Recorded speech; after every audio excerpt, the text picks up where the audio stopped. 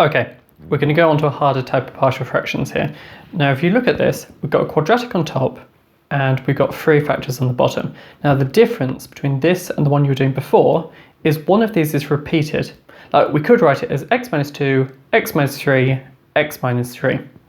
Now, it's really tempting to think that we could write this as just 3 partial fractions with those 3 factors on the bottom. I'm going to go through the wrong method here. This is what not to do, and then we'll talk about how we would correct it.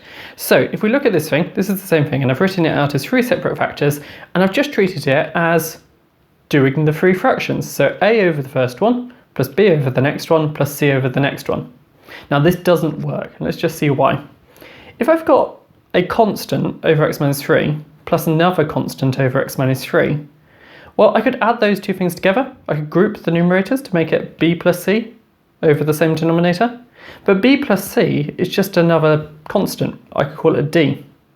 And so this thing here reduces down to this thing.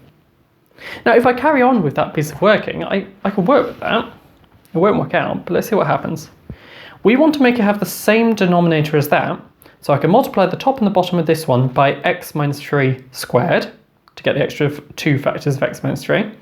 And the top and the bottom of this one, well, I've already got an x minus 3. That's one of the ones I need. I could times it by an extra x minus 2 and an extra x minus 3. And so I ended up with this thing here. Now the denominator is now the same as this one, and so the line I'll be looking at is this one here. The numerator of the left-hand side equals the numerator of the right-hand side. The problem here is this is a quadratic. It has 3 degrees of freedom, a 5, a minus 31, and a 46. You have 2 letters over here. You have an A and a D. Now you can pick A and D so that you make 2 of these numbers correct. So say you pick them so that it makes a 5 and it makes a minus 31. There is nothing that guarantees that the 46 would also work. And in fact it would only work, well, in fact let's not even go there. This method in general doesn't work. We need something better. So let's look again at the original form. So we've got a repeated root here. The linear factor, the non-repeated one, is fine. We're still going to have a fraction for that, so it's still going to be a over x minus 2. But we're going to do something a bit special with this repeated root. So, sorry. Zoom out a bit. Right. A over x minus 2 deals with the linear factor, so I've done it colour-coded here. The green one is exactly the same as it was before.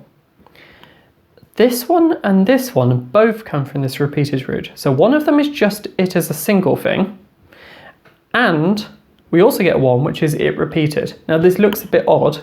I promise this method works. There are other equivalent ones if you're looking them up online, but this method will work for all of them. From now, we just carry on with the method. It's going to have a few more hard bits along the way, but let's follow it through. We want to make all 3 of these factors have the same denominator, and the denominator I'm going to aim for is the same as the one over here. So we're trying to make each of these 3 fractions have this denominator, x minus 2, x minus 3 squared. If we look at this one, we've already got a factor of x minus 2 on the bottom, so we need 2 more factors of x minus 3 on the bottom, so I could times the top and the bottom by x minus 3. So we end up with that was squared.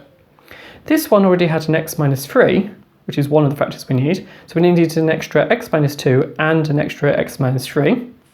That goes on the top. And then this one's a bit strange because we've already got 2 factors of x minus 3 on the bottom. The only thing we need to multiply by is an x minus 2, and so that's what's gone up here. Notice that this and this ended up with quadratic things in x, whereas this one only ended up with linear. That's a bit different to you've seen before. Right. All of 3 of these factors have the same denominator as that side, so I'm just going to get rid of the denominators now. They're not going to matter. We've got rid of them on this side and on this side. And so this is the key line.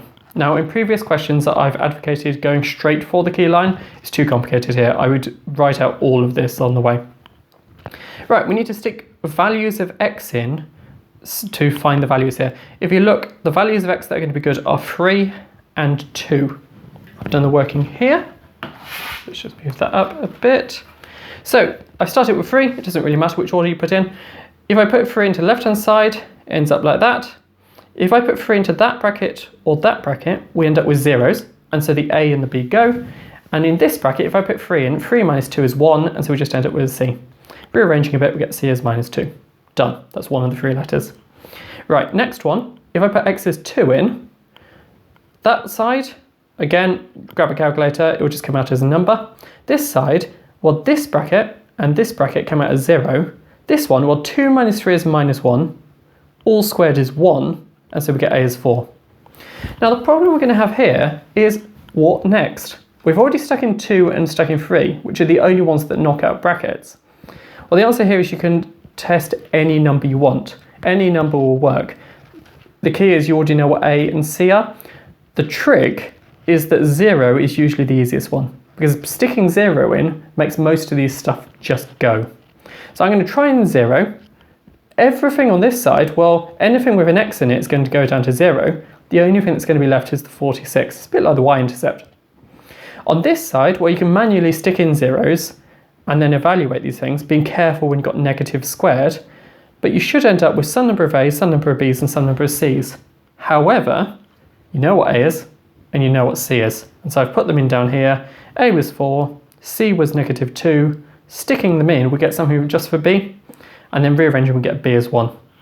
Last thing to do here is to stick them back into the original form. So the original form was this thing here with A, B, and C. I've written it out like this.